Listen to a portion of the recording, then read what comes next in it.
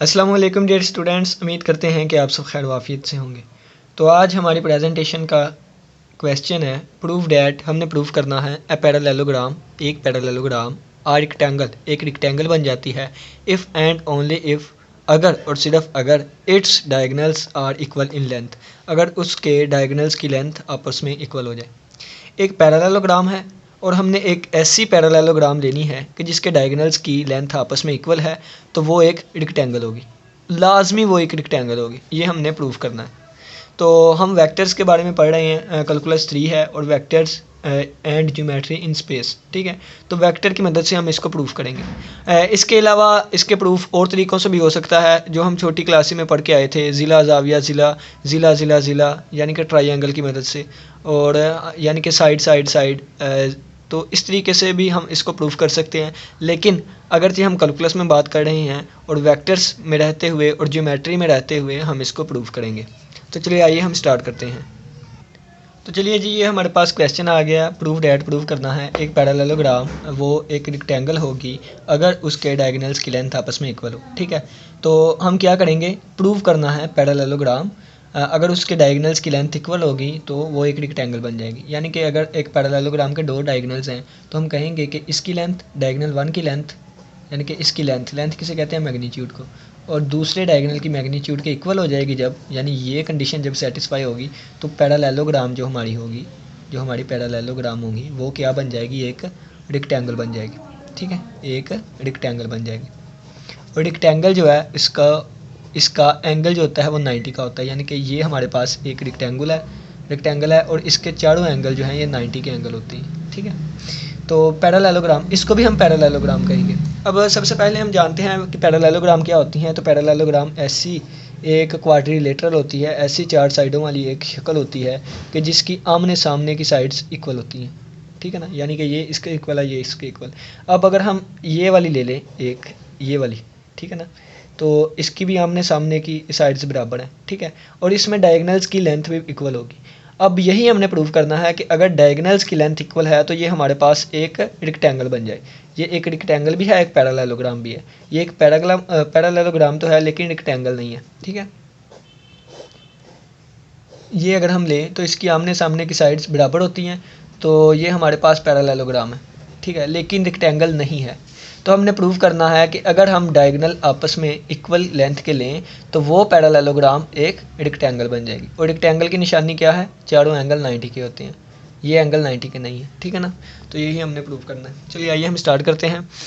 तो सबसे पहले हम ना यहाँ पे एक पैरेललोग्राम ड्रा कर लेते हैं, कोई भी, यानी कि ये हमने कोई भी पैरेललोग्राम ड्रा की, इसकी आमने सामने की साइड्स आपस में इक्वल है, ठीक है, आमने सामने की इसकी साइड्स इक्वल हैं। अब इसके दो डायगोनल्स हैं, एक डायगोनल ये वाला, एक ये, इसको हम कहते हैं मेन डायगोनल, इसको कहते हैं सेकेंडरी डायगोनल। वैसे ये क्लास के सामने बताने की ज़रूरत तो नहीं है, ठीक है। तो अब देखें कि हमने वेक्टर्स लेने हैं, यहाँ से लेके यहाँ तक वेक्टर, यहाँ से वेक्टर जिस मर्जी डायरेक्शन के ले, जिस मर्जी डायरेक्शन के ले, लेकिन वो डायगोनल की कंडीशन को, यानी कि जिस मर्जी डायरेक्शंस को हम इसकी इस तरफ डायरेक्शन बना दें, ये नीचे वाले की, या इस तरफ, अपनी मर्ज़ी से डायरेक्शन लेनी है, लेकिन वो क्या चीज़ फुलफ़िल करे, head to tail rule, head to tail rule वो लाजमी फॉलो करना चाहिए, ठीक है ना। यानी कि देखें कि अगर मैं कहता हूँ कि ये मैंने इस तरफ ले लिया वेक्टर, ठीक है ना, ये मैंने इस तरफ ले लिया, ये वेक्टर इस तरफ ले लिया, और ये वेक्टर मैं किस तरफ लूँगा, ये वेक्टर मैंने एग्जाम्पल के तौर पे इस तरफ ले लिया, तो ये वेक्टर इस तरफ ले लिया, ये वेक्टर इस तरफ ले लिया, तो ये हमारे पास क्या होगा, ये एक डायगोनल होगा, ठीक है। फ़र्ज़ किया है, इसको मैंने नाम दे दिया u का, ये मेरे पास u वेक्टर है, ये मेरे पास v वेक्टर है, तो ये मेरे पास रिजल्टेंट वेक्टर आएगा जो कि u प्लस v का होगा, ठीक है। यानी कि एग्जाम्पल के तौर पे आपको बताऊं, ये मैंने u वेक्टर लिया, ये मैंने v वेक्टर लिया, ठीक है, ये मैंने v वेक्टर लिया, तो ये मेरे पास जो आया ये हमारे पास u प्लस v है। और ये क्या है, अगर हम इसको मुकम्मल करें फिगर को, तो ये मेरे पास पैरेललोग्राम का डायगोनल है, ठीक है ना। तो डायगोनल 1 हमारे पास किसके इक्वल आ गया, डायगोनल 1 इक्वल आया u vector plus v vector, ठीक है, इसके इक्वल आ गया। अब u वेक्टर किसके इक्वल होगा, u वेक्टर इक्वल होगा u1i, ठीक है, u1i और प्लस u2j, ठीक है ना, ये इसके इक्वल होगा। अब v वेक्टर किसके इक्वल होगा, v वेक्टर हमारे पास v1i प्लस v2j, ठीक है ना, इसके इक्वल होगा। या सिंपली आप इसको ऐसे लिख सकते हैं, यानी कि u1 u2, ठीक है, और ये किसके इक्वल होगा, v1 और v2 के, ठीक है। ये हमारे पास u और v आ गए।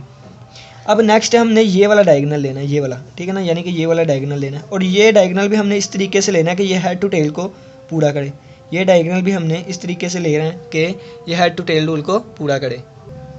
तो हेड टू टेल रूल को पूरा करते हुए हम ये डायगोनल कैसे लेंगे, ये डायगोनल हमें चाहिए ये वाला, जिस मर्जी डायरेक्शन में हो, बस इसकी हमें लेंथ चाहिए, ठीक है ना। तो या तो ये इस डायरेक्शन में होगा या इस डायरेक्शन में होगा, ठीक है ना। तो फ़र्ज़ करते हैं हम इस डायरेक्शन का ले लेते हैं, ठीक है। तो इस डायरेक्शन का लेने के लिए हमें ये वाले, यानी कि ये वेक्टर्स हमें चाहिए, ठीक है ना। या इस डायरेक्शन में अगर हमने ये निकालना है तो इस तरीके से हमें ये वाली चीज़ें चाहिए, ठीक है ना, ये वाली चीज़ें चाहिए। अब हमें पता है कि u हमारे पास ये है, v हमारे पास ये है, ठीक है ना, u हमारे पास ये है, v हमारे पास ये है, और अगर हम इसकी नीचे वाली डायरेक्शन लें, यानी कि ये नीचे को आ रहा है ना, तो ये -v हो जाएगा, ठीक है, ये -v और ये u का u ही रहा। और अगर हम इस तरीके से डायगोनल फाइंड करना चाहें तो ये देखें, ये ऊपर को जा रहा है v, ये नीचे को आ रहा है, ये -v हो जाएगा, ये +u, ठीक है।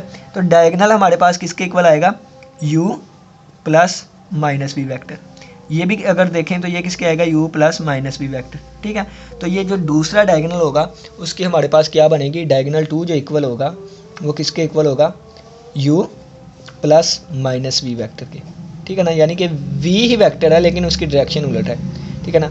और u के अभी भी हमें पता है u जो है किसके इक्वल है, u1 u2 के, और v किसके इक्वल है, v1 और v2 के, ठीक है ना। -v किसके इक्वल होगा, -v1 -v2 के, ठीक है ना।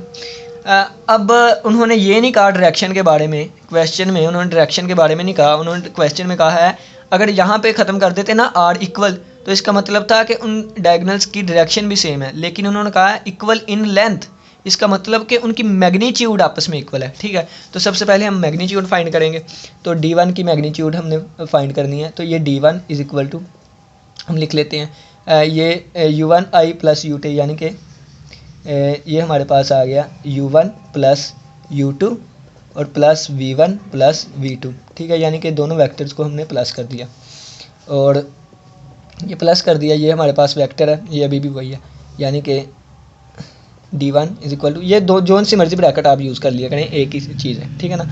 तो ये हो गया u1 प्लस v1 भी हम लिख सकते हैं, और प्लस u2 प्लस v2, ठीक है, ये हमने इस तरीके से लिख लिया। अब नेक्स्ट हमारे पास क्या आ गया, अब d2 हम देखें, d2 तो ये भी आएगा u1 प्लस v1 और u1 u2, और अब माइनस आएगा क्योंकि माइनस हमारे पास है ना, तो माइनस v1 प्लस v2। ये आप इस तरीके से d2 को लिखें ना, u और ये माइनस साइन बाहर आके, ठीक है ना, तो u माइनस v, ये u माइनस v, ठीक है ना। तो इस तरीके से d2 is equal to u1 minus v1 और प्लस u2 माइनस v2। तो ये इक्वेशन 1 है, ये इक्वेशन 2 है, तो हम इनकी मैग्नीट्यूड फाइंड कर लेते हैं। तो आवाज़ बंद या पीछे दुरूद पाक लगा हुआ है या पढ़ा जा रहा है, तो देख लें।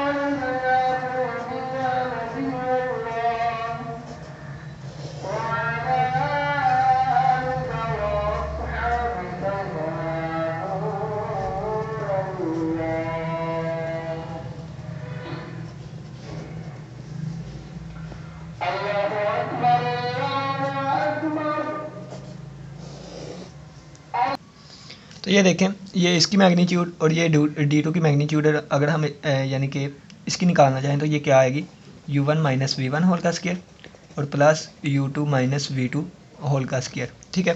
तो अब अकॉर्डिंग टू गिवन कंडीशन क्या है कि d1 d2 के इक्वल है इनकी मैग्नीट्यूड। फिर हमने प्रूव करना है कि ये एक रेक्टेंगल बन गई है, ठीक है ना। तो रेक्टेंगल की निशानी क्या होती है, एंगल 90 का होता है, ठीक है।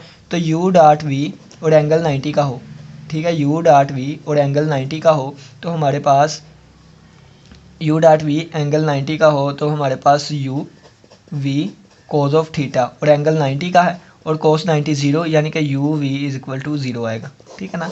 तो ये हमारे पास एक रेक्टेंगल की निशानी है कि अगर एंगल 90 का हो तो हमारे पास डॉट प्रोडक्ट 0 आ जाएगी। तो एंगल 90 का है, इसका मतलब रेक्टेंगल आ जाएगी, ठीक है ना।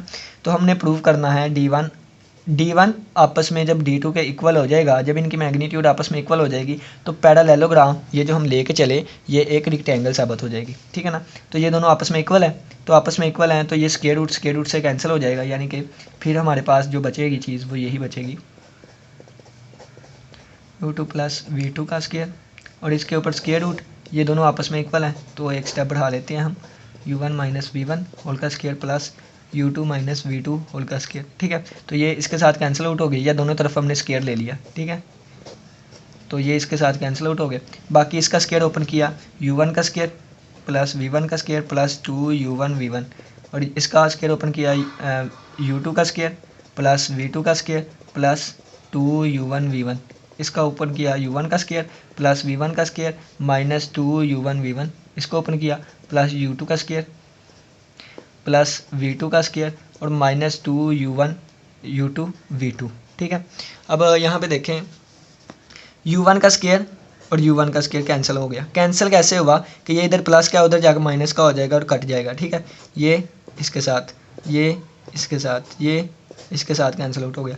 यहाँ भी 2, यहाँ से 2 कॉमन आ गया पीछे के बता, u1 v1 और प्लस यहाँ पे 2 आना था, ठीक है ना।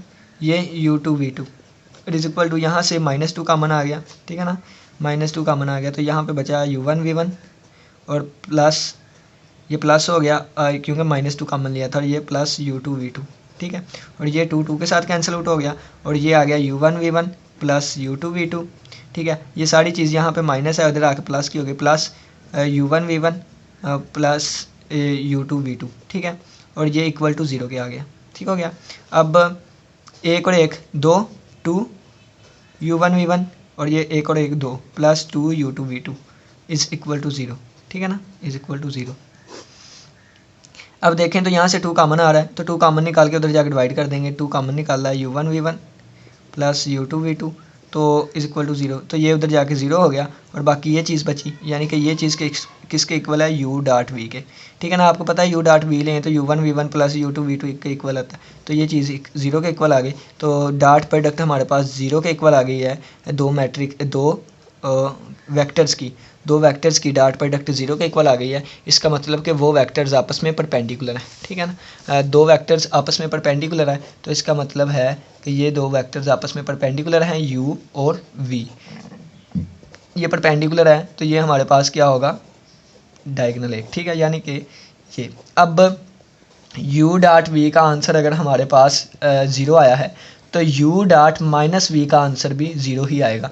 वो क्यों आएगा, क्योंकि इसका आंसर एक स्केलर आता है, तो एक स्केलर के साथ नेगेटिव साइन आ रहा है तो वो नेगेटिव साइन बाहर आ जाएगा, यानी कि इसका आंसर -0 आएगा। और ये भी दोबारा 0 ही है, यानी कि u और ये आ गया -v और ये आ गया u, इसका भी आंसर कितना आएगा, यानी ये भी आपस में परपेंडिकुलर है, ठीक है। फिर आप इन दो का देखें, यानी कि v और आप -v का देखें, उसका भी आंसर 0 आ जाएगा, ठीक है, क्योंकि ये भी परपेंडिकुलर है।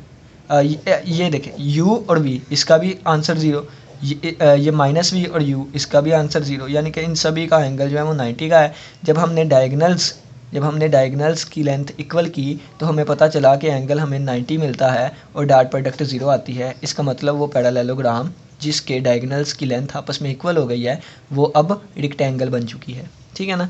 तो उम्मीद करते हैं कि आज के क्वेश्चन की समझ आई होगी। ये मैंने लिखने की तरतीब ज़रा टेढ़ी कर दिया, बाकी ये 5 मिनट का क्वेश्चन था। मैंने तो आपको हर एक तरीके से समझाना था कि आगे वाला जो भी क्वेश्चन करे हम उसको, हमने प्रेजेंट करना है ना, तो आगे वाला जो भी क्वेश्चन करें हम उसको आंसर कर सकें, ठीक है ना। तो बाकी आप लोगों ने डायरेक्ट ही ना ये चीज़ें कोई नहीं समझानी। D1 क्या है, D2 ये इक्वेशंस लिखनी है, ठीक है, और यहाँ से मैग्नीट्यूड डायरेक्ट फाइंड करनी है और मैग्नीट्यूड फाइंड करके इक्वल रख के सोल्व करके हमारा आंसर आ जाएगा। ये 5 से 7 मिनट का काम था, लेकिन मुझे तो यहाँ पे डिटेल से समझाना था। उम्मीद करते हैं कि आज के लेक्चर की समझ आई होगी। इसी के साथ इजाज़त दीजिए। अल्लाह हाफिज़, अल्लाह निगहबान।